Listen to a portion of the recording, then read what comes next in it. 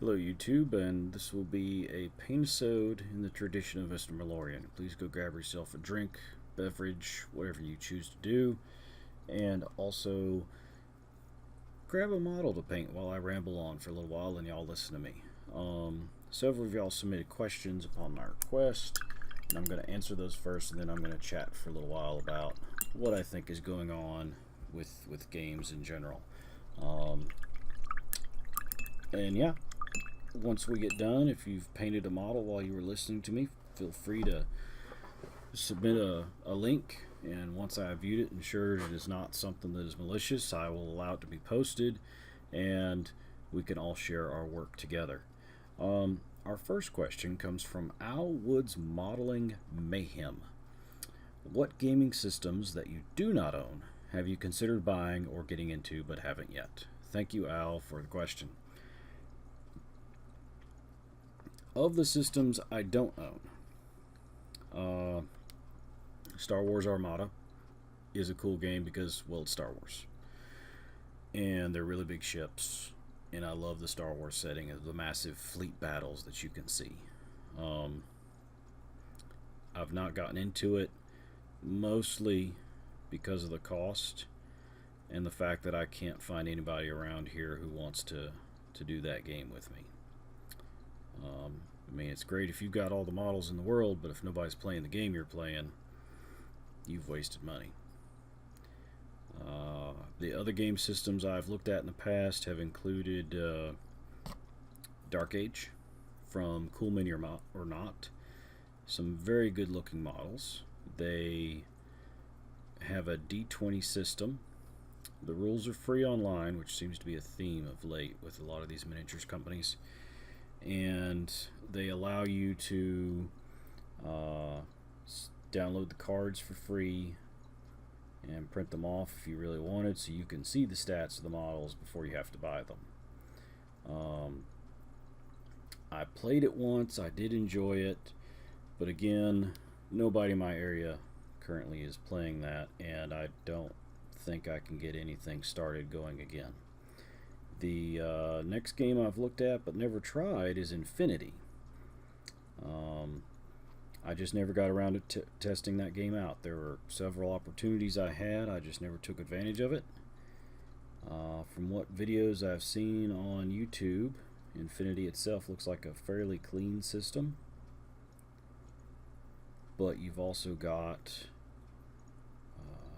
really pretty models. Everything I've ever seen about the models is that they are just really amazing. I think they're well put together, they're well sculpted, and everybody seems to like the models for Infinity. I don't know the sculptors' names, but I know that several of them are very famous sculptors within the realm of gaming. Our next question comes from Beer 40K. What brush and paint range do you like to use? I like to get paint brushes as cheap as the next guy, so I don't have a particular favorite just yet. Not quite into painting where I refuse to paint with anything except a Windsor number 0 brush or whatever they're called. As far as paint ranges, I use 3 currently. GW paint ranges, Privateer Presses paint range, and Reaper paints. All of them have done everything I've ever asked them to do. Reaper is in dropper bottles and they're made here in the United States, so if you're a US citizen and like buying from America, there you go. They're made in the great state of Texas. GW paints, I still haven't found any metals that equal out or are superior to GW metals, and I think most of y'all know that. The Privateer Press line, I've enjoyed the color range. They're good to work with. They go on smooth. I've never had an issue with that. I did have an issue with the metals I bought separating, and when I tried to remix them so to shake them up, because it does happen, they would not go back together. And I don't know if they ever fixed that because I didn't buy another another set of medals from them after that point. I hope they did, because the rest of their range of color I really did like. And those are pretty much the paints and brushes I use. The big thing I've found with brushes is if you take care of them, they last longer and they do better. Our next question comes from Luck God 84. What do you think of Company of Iron, and are you going to be giving it a go? So for those who don't know, Privateer Press is putting out a skirmish game called Company of Iron. It uses all of the current rules for War Machine and Hordes, except you don't have a Warcaster, Warlock, or large base model in that game. You can't take them. I spent a little bit of time researching this one because I haven't really delved into what that game is going to be. I was waiting on it to be released or more data to come out on it. What I've seen thus far is a playthrough that Privateer Press did themselves. And of course they know the rules very well, but they were pretty good about explaining everything. You buy the box and you get a deck of cards for stratagems, for plays you can do, and then you also get a set of scenarios, and the entire game is scenario based, but it's got alternating activations, so that as opposed to War Machine where I do my whole turn and then you do your turn, they do I activate a model, you activate a model, and we go back and forth. Wounding and death are a lot different because you have a casualty chart you have to roll on. So you can do everything from faint to nothing and just die. The playthrough I was watching looked fairly well balanced between the two factions. And apparently you are restricted to taking one card type. So one solo, one unit, one... You know, that's the basic thing. Well, everything comes FA1. But you can take that card's full allotment. So if you've got a unit of, 10 guys, they can do... Each guy's activation is different. And shooting's a little bit different in it as well. That is due out October 25th is what I've been hearing. Until I see it in stores, I'm not going to believe it. It comes with a Pharaoh and Signar starter set, and of course the Pharaoh character and the Signar character that are in each starter set are only available in that starter set. So if you want them for your game of regular War Machine and Hordes, you have to buy the Company of Iron box. If you're not worried about that, you can play Company of Iron with all of your current War Machine and Hordes models. They are going to be releasing the scenarios and the cards at a later date. I've not been able to find any information on when, but they're going to be releasing the scenarios for that, so that you can just buy the deck of cards and the little scenario booklet and the rules and be good to go. Excuse me while I'm concentrating on getting a line on straight on this Death Guard I'm painting. Again, no time frame on that, but you are not required to buy it, and there is going to be organized play that goes with Company of Iron.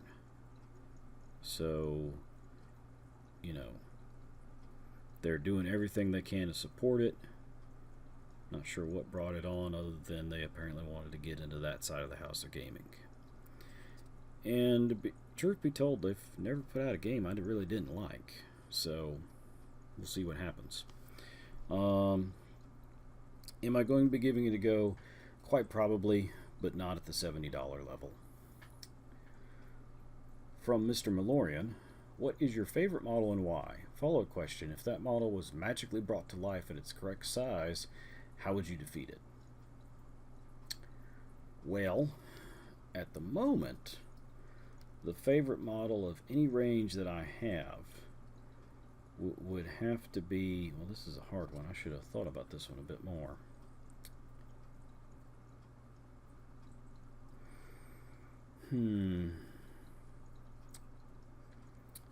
Favorite model? I'm going to have to go with the Sea King from Troll Bloods, because that model is just amazingly well detailed, and when painted up properly, looks astounding from all the ones I've seen. It's a very beautiful model and well detailed, and it speaks to the character of trolls, that essentially they took a boat and put it on a troll's head, and that's his hat. I thought it could have been his weapon, but apparently my vote did not get counted when they were asking, not that they asked me. How would I defeat that? Well, being as trolls are always hungry, I would probably go to Walmart and throw as much food at that thing as I possibly could. And then I would run away while it was asleep and hope that it did not find me. Now, knowing that I'd have to run really far and not into the ocean because it's the Sea King, so it can go where it wants, probably would go hide somewhere in space and just totally ignore the problem, because there's really no way I can think of to defeat that guy. Though I'm sure there would be people that would try, the US military with all their guns, that sort of thing. So that answers all the questions we had. So real brief like, I'm going to go over some recent experiences with Death Guard and maybe some Signar stuff. So my most recent game with Death Guard was against a orc player, and the game went fairly well. My shooting was obviously much better than his, and I don't know if anybody doesn't play for Warhammer 40k, when you have orcs, they can't shoot, they can't hit anything. When they do hit, it hurts, but generally they can't hit you because they need a 5 or a 6, depending on what's going on with their rules at the time. So played a game against a buddy of mine. I just got the little starter box for Death Guard, and he's got a basic starter box type thing for orcs. And let me just say, the Plague Drone is amazing. I mean, 2d6 shots at Rat 4, you're gonna hit something. And orcs having almost no armor save, you're pretty much going to kill a good number of orcs. I think I killed 6 boys in one go. I had a couple misses. And on my next round of shooting up the chain, I had a unit of Death Guard Plague Marines who essentially shot everything they had into that unit of orcs that the last float drone had damaged heavily, and they had totally finished it off. Rapid fire bolters will do that. So it was a good turn for the Plague Marines, and then I decided it would be a wise decision, about a turn and a half later, to charge the aforementioned Plague Marines into a unit of knobs. And knobs are like the close combat dudes for orcs. They're also rather tough. I was not running close combat fitted Plague Marines. I was running, they have bolters, and that's it. Because we were playing a game that was based on the power system and not the point system, and we wanted to be fair to each other. So when they charged in, they did about nothing. I think I got a wound. And once they were done with that, the orc struck back and started killing off my guys, because I didn't know this, but orc knobs apparently get 2 attacks apiece each. And then depending on the weapons, they get more. So after several rounds of combat and me making a few ridiculous amounts of tough rolls essentially, or feel no pain for the death guard, that combat ended and I lost. He then charged his war boss into my full unit of poxwalkers, despite me telling him it was a bad idea. And he charged him to where my Lord of Cognitation could get to him and do some real good work, and he did. So the Lord of Cognitation held up his end of the bargain. The